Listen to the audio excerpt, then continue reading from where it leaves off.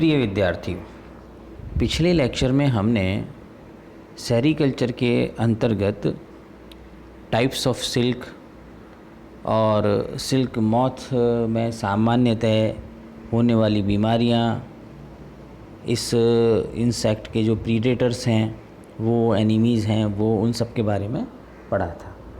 अब आगे बढ़ते हैं। सेरीकल्चर एरियाज़ इन इंडिया, यानी हमारे देश के अंदर सेरीकल्चर कहाँ कहाँ किस किस क्षेत्र में प्रमुखता से किया जाता है और उसको क्या नाम उनके दिए गए हैं, किस प्रकार से उसका डिवीज़न किया गया है, इसे आप समझिए। बेसिकली क्या होता है कि जो सेरीकल्चर इंडस्ट्री है ये डिपेंड करती है कि भाई किसी क्षेत्र विशेष में टेम्परेचर की स्थिति क्या रहती है, कितना टेम्परेचर रहता है और क्लाइमेटिक कंडीशंस, बाकी की क्लाइमेटिक कंडीशंस कैसी रहती हैं, पॉपुलेशन कितनी है, डेंसिटी पॉपुलेशन की कितनी है, क्योंकि उसी के आधार पर लेबर डिसाइड होगी कि भाई आपको इसमें लेबर बहुत लगती है तो वो मिल पाएगी या नहीं मिल पाएगी, तो वो पॉपुलेशन डेंसिटी के आधार पर रहता है। सॉइल कंडीशंस कैसी हैं, तो इन सब के आधार पर जो ये सेरीकल्चर इंडस्ट्री है इसको 3 भागों में विभक्त किया गया है। नंबर 1 कश्मीर टाइप कहलाता है। ये जो कश्मीर टाइप सेरीकल्चर है ये जम्मू कश्मीर के साथ साथ हिमाचल प्रदेश और उत्तर प्रदेश में भी किया जाता है। इसमें क्या है कि temperature, climate and seasonal changes जो होते हैं वो इन स्टेट्स में और ख़ास तौर से उत्तर प्रदेश के पहाड़ी इलाकों में ये लगभग एक जैसे होते हैं। जम्मू कश्मीर में, हिमाचल प्रदेश में और यूपी के कुछ पहाड़ी इलाके और उनके थोड़ा सा तराई का क्षेत्र भी आता है, तो उसमें लगभग एक जैसे होते हैं, इसलिए इनको एक नाम कश्मीर टाइप सेरीकल्चर कहा जाता है। और इनमें जो स्पीशीज़ ज़्यादातर यूज़ में आती हैं वो अधिकतर यूनिवोल्टाइन स्पीशीज़ होती हैं, यानी उनसे एक वर्ष में केवल एक ही क्रॉप प्राप्त कर पाते हैं हम लोग, ठीक है। और दूसरा जो टाइप है वो है मैसूर टाइप। ये जो मैसूर टाइप है सेरीकल्चर, ये मैसूर के साथ साथ तमिलनाडु, आंध्र प्रदेश और केरला में भी किया जाता है।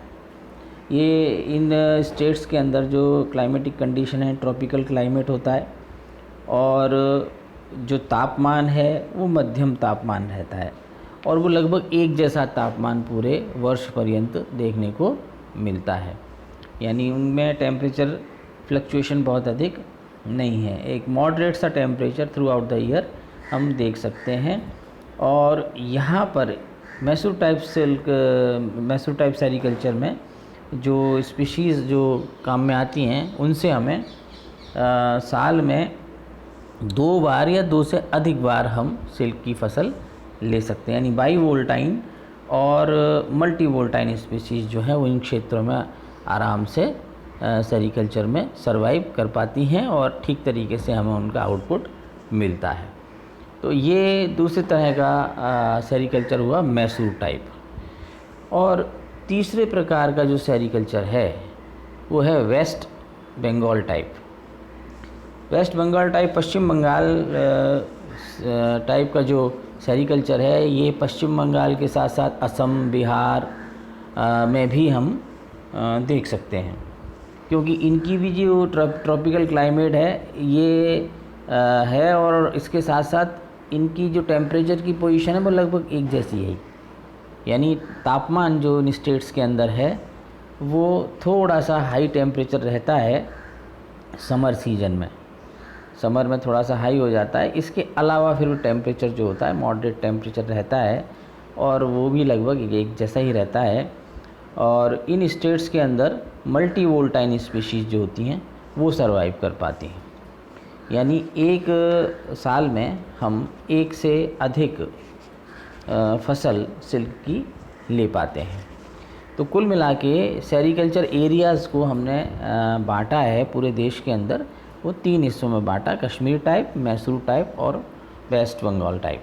और चूँकि इधर सारा ये सेरीकल्चर होता है, तो इसी से रिलेटेड जो इंडस्ट्रीज़ हैं जो कि गारमेंट बनाती हैं, कपड़े बनाती हैं, और भी बहुत सारे काम हैं सिल्क के, तो उससे संबंधित उद्योग भी उन क्षेत्रों में अधिक खुले हुए होते हैं। अब आगे बढ़ते हैं, properties and uses of silk. यानी सिल्क की प्रॉपर्टी क्या है। बेसिकली सिल्क फाइबर जो है वो फॉर्मेशन किस चीज़ का फॉर्मेशन है उस थ्रेड में, उसे यदि आप देखें तो जो सिल्क थ्रेड्स होते हैं बहुत ही पतले, वेरी फाइन होते हैं और सॉफ्ट होते हैं। वेट की दृष्टि से बहुत लाइट वेटेड होते हैं, बहुत कम वज़न होता है उनमें, और बहुत पतले होते हैं। लेकिन पतले होने के साथ साथ ये बहुत स्ट्रॉन्ग होते हैं और इलास्टिसिटी भी इनके अंदर पाई जाती है। लचीलापन भी होता है, मजबूती भी होती है, बहुत थिन फाइबर होता है, और कलर्स और शाइनिंग तो उसमें रहती ही है। यदि इस थ्रेड को, इसका क्रॉस सेक्शन यदि काटा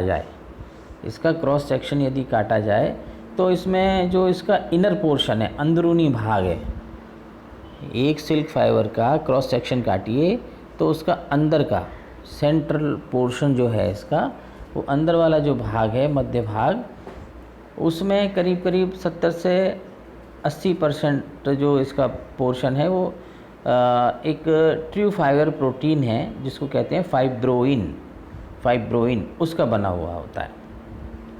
यानी ये जो 70 से 80% हिस्सा, ख़ास तौर से अंदर वाला हिस्सा, क्योंकि जो बाहर की कवरिंग है, आउटर कवरिंग है, वो आउटर कवरिंग जो है वो तो एक, मैंने आपको पहले भी बताया था कि सेरिसिन नामक एक ग्लू, चिपकाने वाला पदार्थ, वो सीक्रेट किया जाता है कैटरपिलर के द्वारा। उसके माध्यम से ही सभी धागे आपस में चिपके हुए रहते हैं। तो ये सेरिसिन की सबसे बाहर की कवरिंग है। सबसे बाहरी कवरिंग में सेरिसिन पाया जाता है, ये भी एक प्रकार का प्रोटीन है।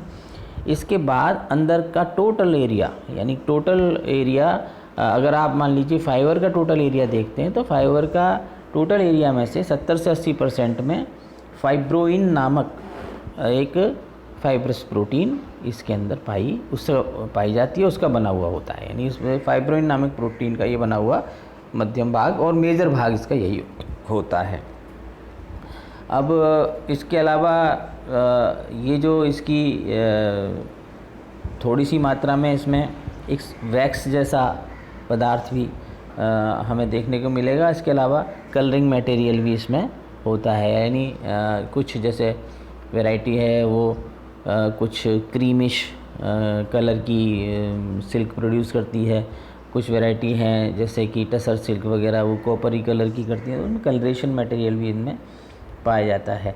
यानी कुल मिलाकर इस सिल्क फाइबर को देखो तो एक प्रोटीनस मटेरियल है और इसमें फाइब्रोइन प्रोटीन की बहुलता रहती है। फाइब्रोइन जो प्रोटीन है ये तो इनसॉल्युबल है, पानी में सॉल्युबल नहीं है, लेकिन सेरिसिन जो है ये पानी में सॉल्युबल होती है। तो इनिशियल स्टेज में जो प्रोसेसिंग होती है उसमें सेरिसिन काफ़ी मात्रा में इसमें से निकल जाता है, फाइब्रोइन प्रोटीन ही शेष बचती है। तो ये इसकी सिल्क की कुछ प्रॉपर्टीज़ हुई जो आपको ध्यान में रहें। फिर आगे बढ़ते हैं तो सिल्क का यूज़ क्या है, बेसिकली यूज़ क्या है, इसका उपयोग क्या है, किस उपयोग में हम सिल्क को लेते हैं। तो यूज़ की दृष्टि से देखें तो चूँकि एक बहुत ही हल्का फाइबर है, ड्यूरेबल भी है और देखने में बहुत सुंदर है। इस फाइबर के जो वस्त्र बनते हैं बहुत शाइनिंग वाले और बड़े अलग प्रकार के दिखाई देते हैं, उनमें एक रिच फीलिंग आती है। तो जो कपड़े की दृष्टि से तो इसका प्रमुख उपयोग है ही, इसके अलावा ये और भी कई काम में आता है सिल्क फाइबर। जैसे जहाँ फ़िशिंग होती है, मछली पकड़ने का कार्य होता है, तो उनके जो फ़िशिंग नेट्स हैं, वो फ़िशिंग नेट्स, मछली पकड़ने के जो जाल होते हैं, उनमें सिल्क फाइबर का यूज़ किया जाता है, फ़िशिंग नेट्स में भी। अब फ़िशिंग नेट्स जो हैं वो सिल्क फाइबर का मतलब ये है कि वो इतने वैसे होते हैं, चिकने होते हैं और मजबूत होते हैं कि उनमें खुद की कोई गंदगी नहीं रह पाती है और मजबूती के कारण वो टूटते भी नहीं हैं आसानी से। तो जैसे मछली पालन में मछली वगैरह पकड़ने का कार्य होता है तो मछली वगैरह उसमें पकड़ी जा सकती है और आसानी से इनको साफ़ भी किया जा सकता है। इसके अलावा पैराशूट्स होते हैं, पैराशूट्स में भी सिल्क फाइबर जो होता है उसका बहुत इस्तेमाल किया जाता है। जो पैराशूट्स बनते हैं पैराशूट्स में भी इसका इस्तेमाल होता है। इसके अलावा फ़ौज में, मिलिट्री में जो कार्ट्रिज बैग्स होते हैं जिसमें गोलियां वगैरह रखी जाती हैं वो भी सिल्क फाइबर का यूज़ किया जाता है, उनसे बनाए जाते हैं। और इंसुलेशन कॉइल्स बनती हैं, बहुत सारे इलेक्ट्रिकल जो इक्विपमेंट्स होते हैं उनकी वायरिंग होती है, उसकी वायरिंग के में इंसुलेशन में सिल्क फाइबर का यूज़ किया जाता है। और जैसे और आपने ये भी देखा हो कभी, जैसे टेलीफोन का वायर है, जो लैंडलाइन आपके घर में लगा हुआ होगा तो उसका टेलीफोन का जो वायर है उस वायर को यदि आप देखें, खोल के काट के देखें तो उसमें भी आपको कुछ फाइबर्स दिखाई देंगे, वो सिल्क फाइबर्स ही होते हैं, इंसुलेशन का काम करते हैं। और वायरलेस सर्विसेज में वायरलेस रिसीवर्स वगैरह बनते हैं, तो वायरलेस रिसीवर्स में भी ये सिल्क फाइबर यूज़ किया जाता है। रेसिंग कार्स होती हैं जो रेसिंग में काम आती हैं, उन रेसिंग कार्स के जो टायर बनते हैं उस टायर में भी सिल्क फाइबर को यूज़ किया जाता है। इसके अलावा जो फ़िल्टर क्लॉथ्स होते हैं, जैसे ये फ्लोर मिल्स जो होती हैं, आटा पीसने वाली बड़ी बड़ी जो फैक्ट्रीज़ होती हैं, उन फ्लोर मिल्स में भी जो फ़िल्टर्स बनते हैं वो फ़िल्टर्स जो होते हैं वो सिल्क फाइबर से ही बनाए जाते हैं। और बहुत सारे मेडिकल इक्विपमेंट्स हैं, मेडिकल पर्पसेस से भी सिल्क का इस्तेमाल किया जाता है। तो सिल्क एक बहुत ही उपयोगी एनिमल प्रोडक्ट है, और न केवल उपयोगी है बल्कि चूँकि इसको प्राप्त करना एक जटिल प्रक्रिया है और उसमें बड़ी मात्रा में मैनुअल लेबर लगती है, इस कारण से ये महंगा भी पड़ता है। इसीलिए सिल्क के जो वस्त्र आप खरीदते हो तो अन्य कपड़ों की तुलना में वो काफ़ी महंगे हमें मिलते हैं। उसका कारण भी यही है क्योंकि वो बहुत ही एक जटिल प्रक्रिया के माध्यम से सिल्क हमें प्राप्त होता है, तो उस उद्योग में बड़ी मात्रा में राशि भी लगती है। इस कारण से उसकी प्रोडक्शन कॉस्ट भी बढ़ जाती है, और प्रोडक्शन भी चूँकि एनिमल प्रोडक्ट है तो इस कारण से मास स्केल पर प्रोडक्शन, इसका बहुत बड़ा प्रोडक्शन बड़े स्तर पर तो संभव है नहीं है। और फिर क्लाइमेटिक कंडीशंस आदि इत्यादि भी बहुत महत्वपूर्ण होती हैं, वो किस प्रकार की हैं उसके आधार पर ही सिल्क का प्रोडक्शन होता है। इसलिए ये कॉस्टली भी है लेकिन बहुत ड्यूरेबल, मजबूत और बहुत ही खूबसूरत एनिमल प्रोडक्ट होता है। तो ये हुई इसकी properties and uses of silk. अब present status of sericulture in India ये क्या है, तो ये अगर देखें तो अभी भारत जो है पूरे विश्व में सिल्क प्रोडक्शन में तीसरे स्थान पर है। तो इसका स्थान तीसरा और चौथा इसके बीच में वेरी करता रहता है। और लेकिन हाँ, धीरे धीरे इस इंडस्ट्री में भारत काफ़ी तरक्की कर रहा है, आगे की तरफ जा रहा है। और इसके अलावा भारत के अलावा भी कई सारे देश हैं जहाँ सिल्क प्रोडक्शन काफ़ी बड़ी मात्रा में होता है। इसमें जापान है, चाइना है, साउथ कोरिया है, रशिया है, ब्राज़ील है, बुल्गारिया है, इटली है। ऐसे बहुत सारे देश हैं जहाँ सिल्क प्रोडक्शन बड़ी मात्रा में होता है। लेकिन पूरे विश्व का यदि हम सिनारियो देखें, पूरे विश्व का सिनारियो देखें तो उस पूरे विश्व के सिनारियो में लगभग 5% जो सिल्क का प्रोडक्शन है वो भारत में होता है। इसमें यदि भारत में जो पैदा होने वाली जो सिल्क है उसमें यदि देखें तो सबसे बड़ी मात्रा में जो प्रोडक्शन होता है वो मलबरी सिल्क का होता है। मलबरी सिल्क जो होती है वो चूँकि मल्टी वोल्टाइन स्पीशीज़ है और बहुत अच्छी तरीके से डोमेस्टिकेट हो चुकी है, डोमेस्टिकेशन अच्छा हो चुका है, इसलिए वो आसानी से प्राप्त कर सकते हैं। तो ज़्यादातर मलबरी सिल्क का ही प्रोडक्शन भारत में होता है। टसर सिल्क लगभग 10% हम प्राप्त कर पाते हैं, वाइल्ड वैरायटी है, इस कारण से टसर सिल्क का प्रोडक्शन काफ़ी कम होता है। अब मूंगा सिल्क की बात करें तो टसर सिल्क तो जैसे यहाँ कम होती है, चाइना में ज़्यादा होती है। मूंगा सिल्क ख़ास तौर से भारत की वैरायटी है, इंडियन वैरायटी ही माना जाता है मूंगा सिल्क को। और मैं समझता हूँ कि शायद भारत ही ऐसा देश है जहाँ पर मूंगा सिल्क सबसे ज़्यादा पैदा होती है। अन्य देशों में मूंगा सिल्क कम पाई जाती है। और एक और विशेष बात यह है कि भारत के अंदर जैसे हमने ये 4 सिल्क आपको बताई थी, मलवरी सिल्क, टसर सिल्क, एरी सिल्क और मूंगा सिल्क, ये चारों ही वैरायटी भारत में पाई जाती हैं। वो बात अलग है कि कल्टीवेशन जो उसका है, किसी एक वैरायटी का ज़्यादा है, किसी का कम है, लेकिन भारतवर्ष में ये चारों वैरायटी की सिल्क का प्रोडक्शन किया जाता है। यानी यहाँ चूँकि हमारे देश में सब प्रकार के एरियाज़ हैं, जैसा टेम्परेचर आपको चाहिए वैसे टेम्परेचर का क्षेत्र एक ही समय में हमारे देश में उपलब्ध होता है। कहीं टेम्परेचर आपको ज़्यादा है, चाहिए ज़्यादा टेम्परेचर वाले एरियाज़ भी होंगे देश के अंदर, उसी समय कहीं टेम्परेचर बहुत कम होगा, मॉडरेट टेम्परेचर भी होगा, माइल्ड भी होगा। तो इस तरीके से हमारे देश में चूँकि क्लाइमेटिक कंडीशंस में बहुत अधिक विविधता है, इस कारण से हम ये चारों वैरायटी अपने देश के अंदर प्राप्त कर पाते हैं। मलवरी सिल्क का इसमें से प्रोडक्शन सबसे ज़्यादा करीब 80% के आसपास होता है। और मैसूर स्टेट जो है, मैसूर और उसके आसपास के क्षेत्र में यहाँ पर सिल्क का प्रोडक्शन कंपैरेटिवली थोड़ा सा ज़्यादा होता है वेस्ट बंगाल, जम्मू कश्मीर की तुलना में।